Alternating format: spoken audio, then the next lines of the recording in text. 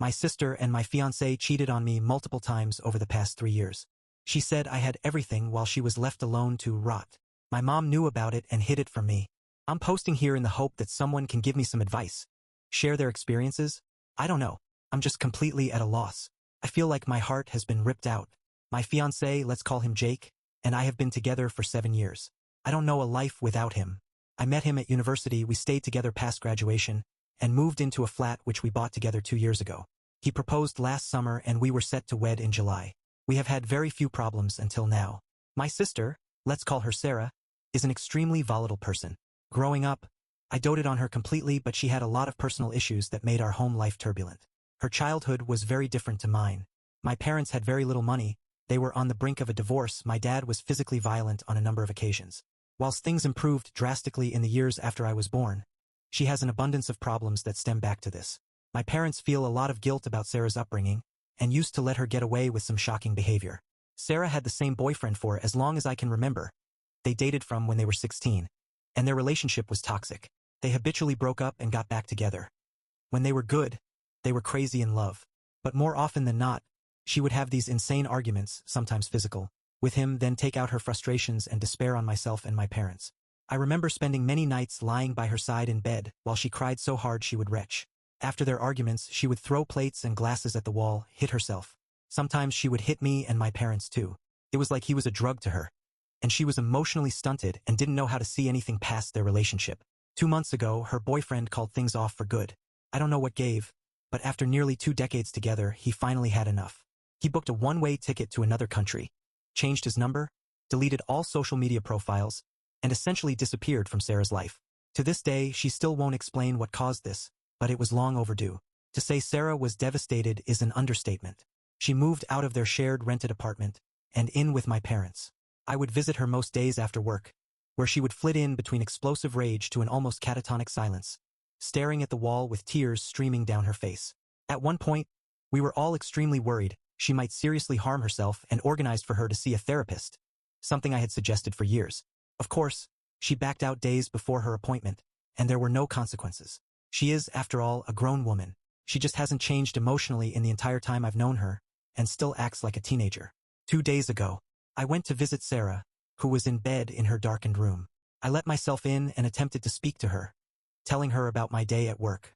She immediately exploded, screaming at me, throwing her pillows across the room, crying uncontrollably. She told me life was unfair, that I had everything and she was left alone to rot, that everything wrong in her life was because she was a bad person. She hurt her boyfriend. She drove him away. She's ruined our family. She fucked Jake and didn't even feel guilty at the time. I initially thought I'd misheard her, but then she said it again. It was like she had poured a bucket of ice water over me.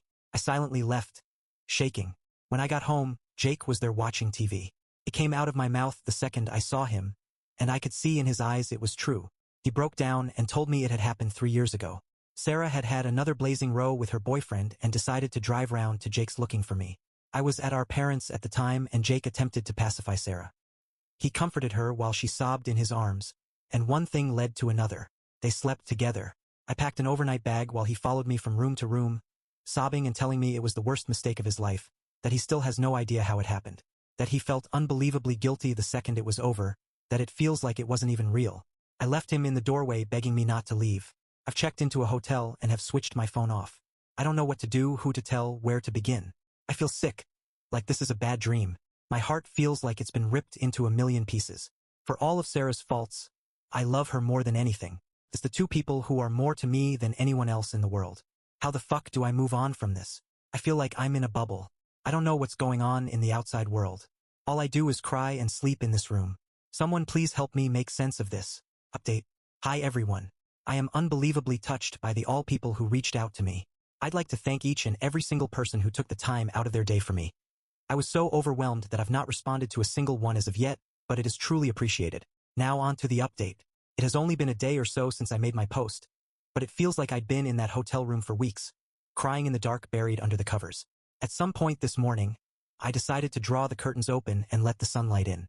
I went and sat on the balcony and switched my phone on for the first time. It started ringing within 30 seconds. It was my mother, who burst into tears as soon as I answered. Her and my parents had obviously been desperately worried. This is the longest I have ever gone without contact. and had even contemplated calling the police had I failed to contact them by this evening. My mom informed me that as I was walking out of Sarah's room, down the stairs, and out the front door, Sarah was screaming and wailing that she's sorry. Funnily enough, I didn't hear this. I don't know how. I think I was in such a state of shock that I couldn't process anything around me. Honestly, I can't even remember the drive home.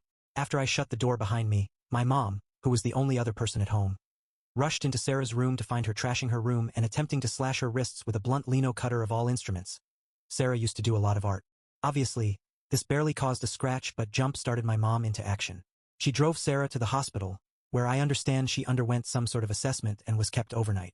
She has, incredibly, agreed to undergo treatment for whatever it is that is wrong with her. My mom was surprised she was so complacent on the drive down, willingly entering the car and saying nothing other than asking where I am. Sarah seems resigned and completely deflated. My mom spoke to me at length for the first time in my life about the hardships they had undergone during Sarah's childhood. I am unwilling to go into detail and am still in shock about some of the things I heard. Sarah is not devoid of responsibility. She has long surpassed the age where she can blame her childhood for her behavior, but my mom admitted through tears that not sending her to therapy at an early age was the biggest regret of her life so far. I asked my mom if she knew why I had left. She admitted that she had known since Sarah's ex left 2 months ago. At this point, I had to struggle not to hang up and I suddenly felt myself going back into that pit. But she begged me to listen. After her ex Harry left, Sarah told my mom exactly what had happened. It was not the reason for Harry's departure, although he did know about it. Rather, he had had enough of being Sarah's carer, and years of begging her to seek help had fallen on deaf ears one too many times. When Sarah informed my mom told Sarah I have to know immediately. Sarah refused to tell me, and I still don't know why she changed her mind in that moment. My dad doesn't know for anyone wondering, and thinks I've left as I've also finally had enough of Sarah's behavior. Now here is where the home truths came out. I asked my mom if she knew the details. She was reluctant to tell me anything, stating that it had happened and that was all I needed to know. But I told her I refused to step foot in the house until I knew everything. She then proceeded to tell me that a few months before they slept together, Sarah and Jake had kissed at my dad's 60th birthday party. It was a large family gathering with a lot of alcohol involved. I remember Jake getting very drunk with my cousins. Sarah had a crying tantrum prior to arriving as her and Harry had an argument and he refused to come. She called me sobbing before she arrived. At some point during the night, Jake asked her if she was okay and hugged her. And once again one thing led to another, and they shared a kiss in the kitchen. Sarah told my mom that they were both immediately remorseful and vowed never to speak of it again. But Sarah deliberately sought him out the night they slept together knowing he was unlikely to turn her down. She openly admitted she did it to get back at Harry, who had cheated on her during one of their many infamous breaks. I don't think I even entered her thoughts. At this point, I'd heard enough. We'd spoken on the phone for over 4 hours and I felt mentally drained and physically sick. Any hope I had of salvaging my relationship with Jake has completely gone. I feel the last 3 years have been tainted by their betrayal, and the many years before that I wonder, did he like Sarah this whole time? Part of me doesn't even want to know. It's worth noting he has made absolutely no attempt to contact me other than a single text stating, "I'm sorry. Take as long as you need. As if it's inevitable I will come back to him." Things are still up in the air. I don't feel ready to check out of the hotel as I don't know where I'm going to go next. I feel my relationship with my mom has been rocked by these revelations. I don't know what's going to become of Sarah. I have no idea what I'm going to do about me and Jake's flat, where I'm going to live. I don't even know if I have a job anymore. I just haven't showed up to work. But I know the truth and the smallest part of me is grateful for that. The rest of me is consumed by a pain I never imagined possible. I guess there's nothing else to do now except wait and see how things unfold. But reading through your comments and messages have been more help than you can imagine. Thank you. And for anyone who has ever experienced symptoms like Sarah's, or has been around someone who is so visibly troubled, I beg of you, seek help before it's too late. Final update. Hi everyone. I thought I would make a final update as I received a lot of messages over the last few days wondering how I am over the holiday period. Once again, I'd like to thank you all for the outpouring of support I've received over the last month.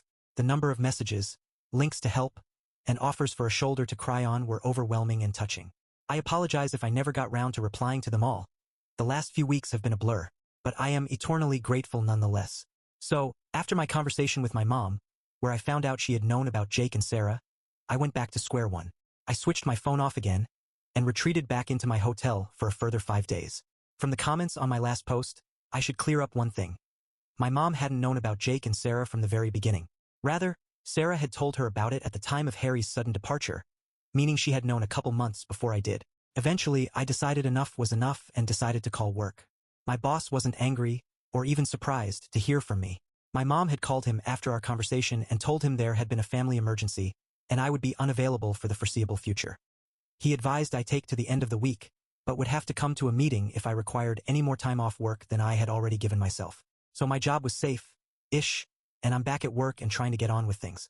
After this, I went back to my parents. Sarah was also home but holed up in her room. I went in to see her and she was up painting. As a number of you guessed, it is likely she has BPD, although my parents are waiting on a second opinion. She is going to counseling weekly and seems slightly better. She broke down in tears when she saw me and we had a long talk, where she spoke to me in depth about how truly consumed she was by her and Harry's toxic relationship. She understands it's for the best that it's over, but she describes the pain as unrelenting. It hurt when he was with me, and it hurts now he's gone. I know a lot of you will feel disappointed that I haven't cut her or my mom out of my life for good.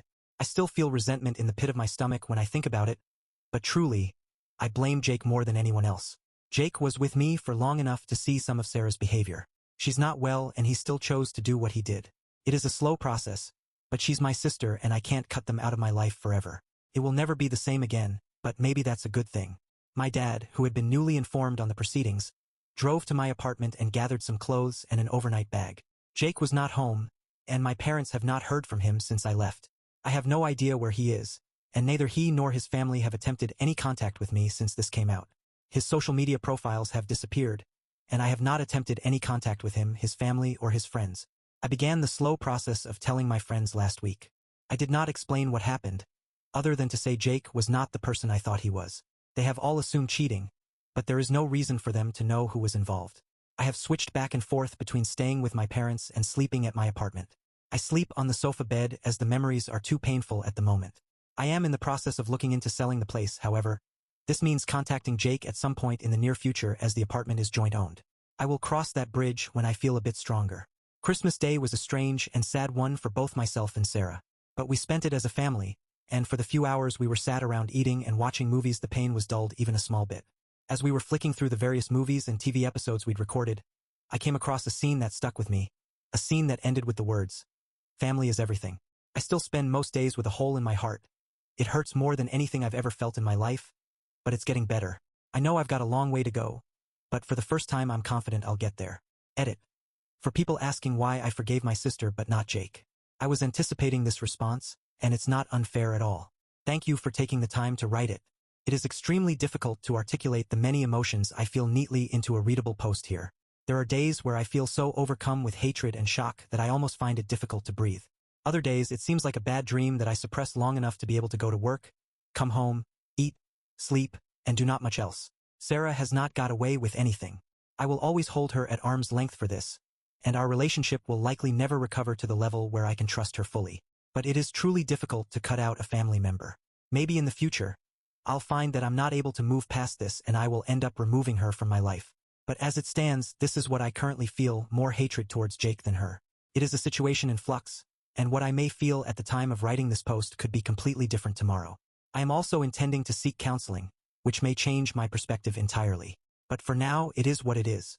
Right now, for whatever reason, my heart is hurting more at Jake. All the memories I have of family days out ruined by Sarah that he's witnessed, nights I've spent telling him about her, times I've defended her when he's told me she's crazy. I just can't understand how he would go there. Then there's our life together, our plans for our wedding, the memories we've shared, everything he was willing to throw away from someone that I believe he had no respect for. Tomorrow I'll be angry at Sarah all over again. But today it's Jake. Like I said, it's a situation in flux and no one day has been the same so far when it comes to my emotions. Thank you for taking so much time to share your thoughts with me. It's greatly appreciated and in time I will be able to process your words with a clearer mind.